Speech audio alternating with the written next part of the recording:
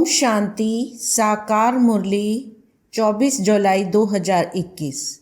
मीठे बच्चे, तुम बाप के पास आए हो अपनी जीवन हीरे समान बनाने। बाप की याद से ही ऐसी जीवन बनेगी।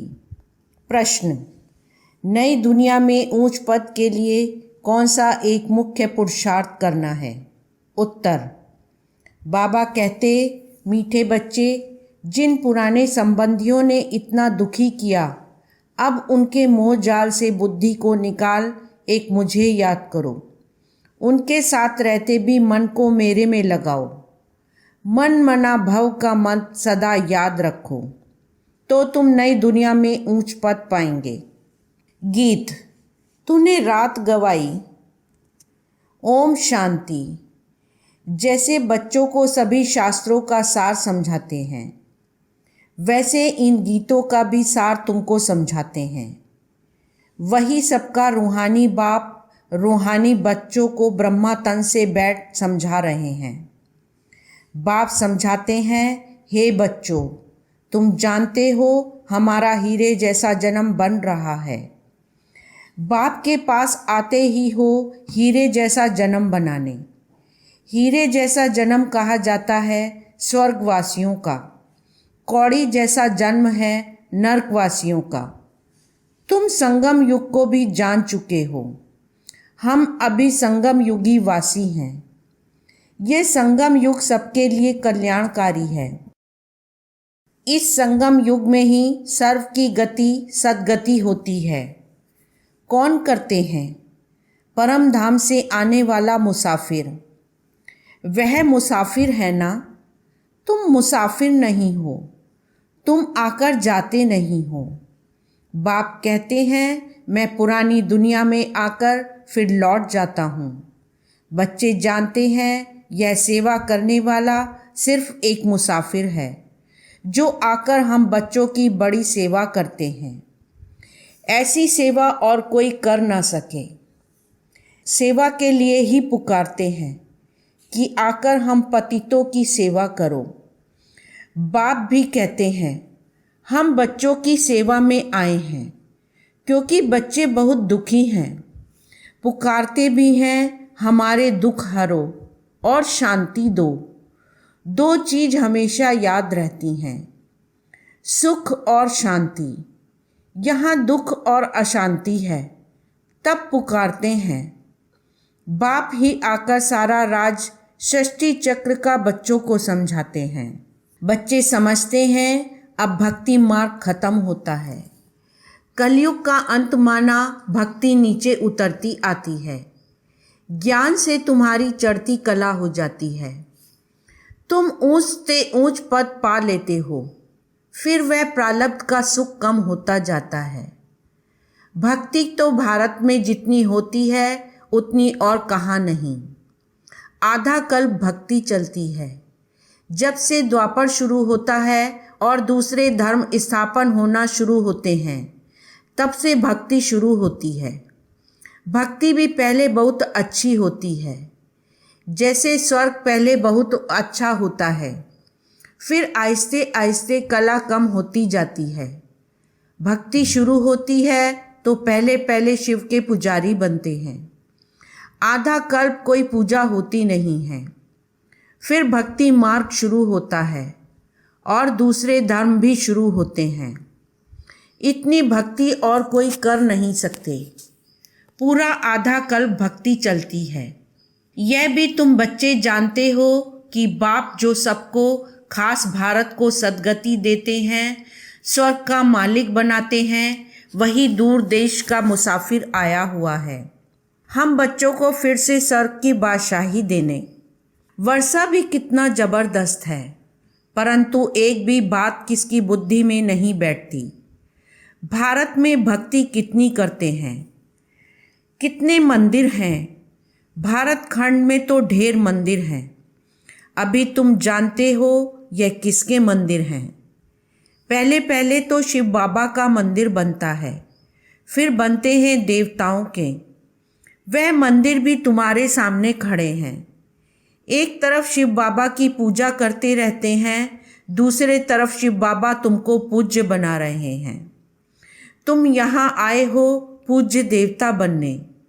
जो भी देवताओं के पुजारी हैं वास्तव में वह भी आकर यहाँ ब्राह्मण बनेंगे। धीरे धीरे वृद्धि होती जाएगी। सभी इकट्ठे तो पढ़ ना सकें, समय लगता है। कल पहले भी जिन्होंने पढ़ा होगा वही फिर पढ़ेंगे। एक दो को पढ़ाते रहना है।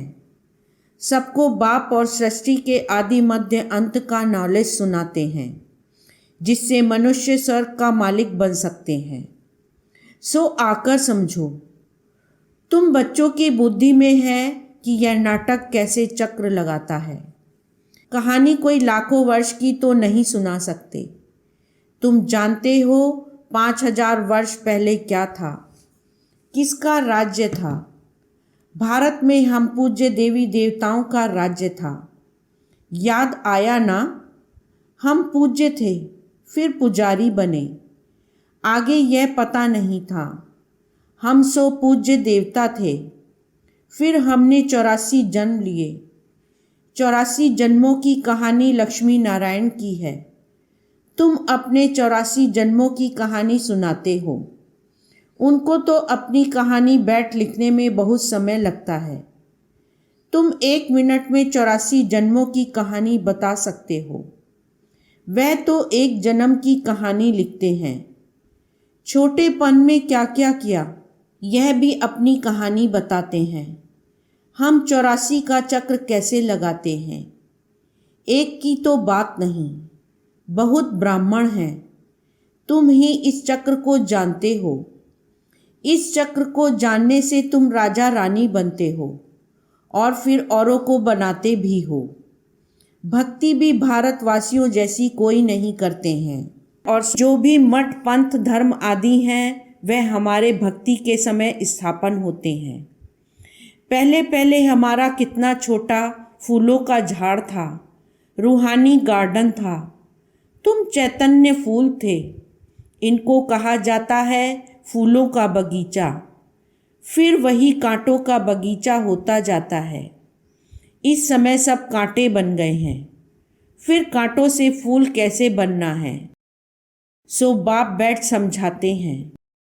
एक दो को दुख देना कांटा लगाना है। Student life is the best कहा जाता है। वह बहुत अच्छी होती है। बच्चे बच्चियां बड़ी खुशी में पढ़ते रहते हैं। शादी की और एक दो को कांटा लगाना शुरू किया। सतयुग में कोई कांटा नहीं लगाते। अभी तुम फिर फूल बनते हो। तुम जानते हो भारत स्वर्ग था तो कितने अपार सुख थे। सोने की खानियाँ थीं, अभी वह खाली हो गई हैं। फिर तुमको सोना भरपूर मिलेगा। भारत में ही सोने हीरे जवाहरात की खानियाँ थीं। उस समय अमेरिका आदि कुछ भी नहीं होता, बॉम्बे भी नहीं होती। वंडर है ना, कलयुग के अंत में कुछ भी सोना देखने में नहीं आता। फिर सतयुग आदि में इतनी सोने की खानियाँ भरतू हो जाती हैं, सोने के महल बन जाते हैं। वंडर है ना, वहाँ खानियों से कितना ढेर सोना निकालते हैं। जैसे यहाँ मिट्टी की ईंटें बनती हैं वैसे वहाँ सोने की ईंटें बनती हैं। माया मच्छंदर का खेल दिखाते हैं ना, ध्यान में देखा यहाँ तो सोना ही सोना है। बरोबर सतयुग में सोना होगा। यहाँ तो देखो मिट्टी की ईंटें भी नहीं मिलती हैं। जितनी यहाँ ईंटें पैसे से मिलती हैं उतनी वहाँ सोने की ईंटें मुफ्त मिलती हैं। रात दिन का फर्क है, तो क्यों नहीं पुरुषार्थ करना चाहिए। नई दुनिया में ऊंच पद पाने का, यहाँ मोह जाल में क्यों फंसे। बाप कहते हैं पुराने संबंधों में तुम कितना दुख उठाते हो। बाबा ऐसे नहीं कहते कि इनको छोड़ दो। सिर्फ बुद्धि योग एक बाप से लगाओ तो तुम विश्व के मालिक बन जाएंगे। मन मना भव का अर्थ ही है मुझे याद करो और विष्णु चतुर्भुज को अर्थात विष्णुपुरी को याद करो। मूल है ही एक अक्षर। भक्ति मार्ग में तो ढेर पंचायत हैं। अभी तुम सब आत्माएं आशिक हो एक माशूक परमपिता परमात्मा के। वह तुमको सुखधाम का मालिक बनाते हैं। सब आत्माएं उनको याद करते हैं। तुम रूहानी आशिक, रूहानी माशूक के एक ही बार बनते हो। बाकी तो सब मनुष्य हैं जिस्मानी आशिक माशूक। अभी बेहद के आशिकों को बेहद का माशूक आकर मिला है। उनको कहते भी हैं, आओ आकर हमको पतित से पावन बनाओ। एक को ही पुकारते हैं। तुम जानते हो हमारी आत्मा पतित बनी है, इसलिए पुकारते हैं, पतित पावन आओ। कुंभ का मेला लगता है, कितने जाकर गंगा स्नान करते हैं, फायदा कुछ भी नहीं, पावन कोई भी बनता नहीं। अभी बाप आकर ज्ञान वर्षा करते हैं। तुम्हारे ऊपर ज्ञान की वर्षा हो रही है, जिससे फिर कांटों का जंगल फूलों का बगीचा बन जाएगा। तुम जानते हो हमारा जब राज्य होगा तो वहाँ कोई पतित होगा ही नहीं। सारे विश्व पर ज्ञान वर्षा हो जाती है, सब कुछ हरा भरा हो जाता है। खानियाँ भी हीरे जवाहरों की नई बन जाती हैं। अब तुम बच्चों को कितना खुशी में रहना चाहिए। सम्मुख देखते हो, बेहद का बाप बैठ समझाते हैं कि तुम मुझे याद करो तो तुम्हारे विकर्म विनाश होंगे। भल तुम कहाँ भी बैठो, स्नान करो, बुद्धि में बाप की याद रहे। वहाँ तो याद करने की फुर्सत है। बाप को जितना याद करेंगे उतनी कमाई है। याद से ही कमाई है। ऐसा कभी सुना कि याद से कमाई होती है? कितनी बड़ी कमाई है। तुम विष्णुपुरी के मालिक बन जाएंगे। तुम जानते हो हम आत्माओं का बाप निराकार है। उसने इस शरीर का आधार लिया है। भागीरथ का भी वर्णन है ना, भाग्यशाली रथ, जिस रथ पर परम पिता की परम आत्मा सवार होती है। आत्मा का रथ जब तैयार होता है तो झट आत्मा आकर प्रवेश करती है। बाप को तो इस रथ में आकर सिर्फ नॉलेज देनी है। इनके भी बहुत जन्मों के अंत के जन्म में जब वानप्रस्थ अवस्था होती है तब बाप कहते हैं, मैं आकर इनमें प्रवेश करता हूँ अथवा इस रथ में विराजमान होता हूँ। बाकी कोई घोड़े गाड़ी के रथ की बात नहीं है। अभी तुमको ये ज्ञान मिला है। बाप बैठ सम्मुख तुम बच्चों को समझाते हैं। तुमको तो बहुत खुशी होनी चाहिए। ICS का इम्तहान पढ़ते हैं तो बड़ा नशा रहता है। वह होता है सबसे ऊंच इम्तहान। तुम्हारी भी यह पढ़ाई है। यह भगवान की पाठशाला है। अब प्रश्न उठता है, भगवान कौन? क्या श्री कृष्ण या शिव बाबा? सबका भगवान कौन है? सिवाय एक निराकार के सब तो कृष्ण को मानेंगे नहीं। सभी आत्माओं का बाप वह निराकार परम पिता परमात्मा है। वे सदैव परम धाम में रहते हैं।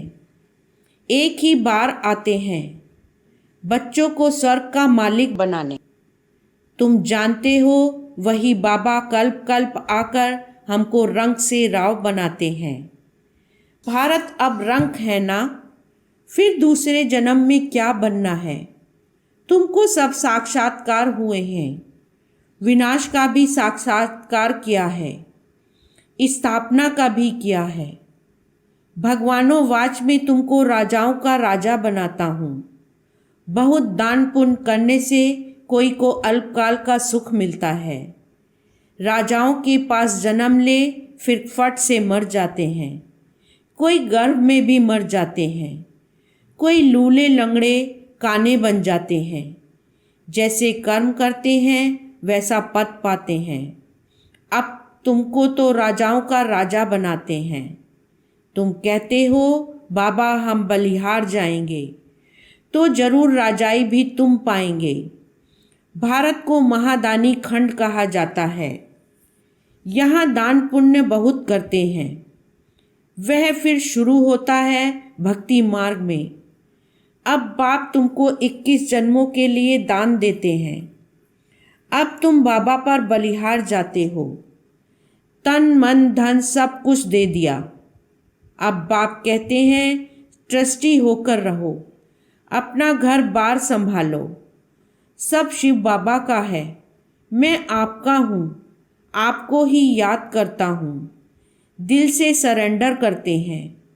बाप कहते हैं भल महल में रहो, घूमो फिरो, मौज बनाओ, सिर्फ मुझे याद करो तो तुम बहुत खुशी में रहेंगे। तुम विश्व के मालिक थे, अब फिर तुम पुरुषार्थ कर वह बनते हो।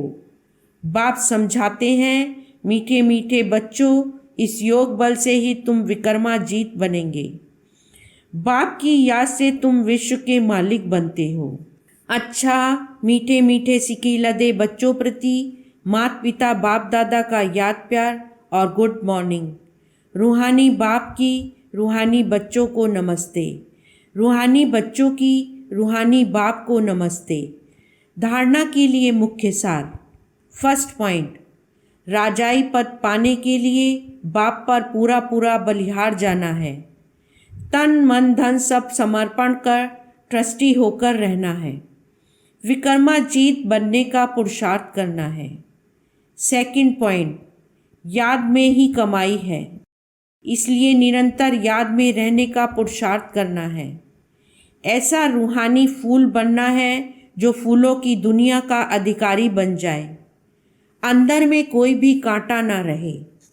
वरदान, त्रिकालदर्शी स्थिति में स्थित रह, सदा अचल और साक्षी रहने वाले नंबर 1 तकदीरवान भव।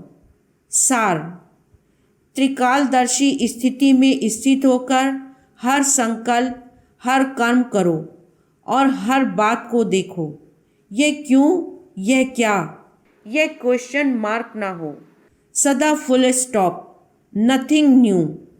हर आत्मा के पार्ट को अच्छी तरह से जानकर पार्ट में आओ।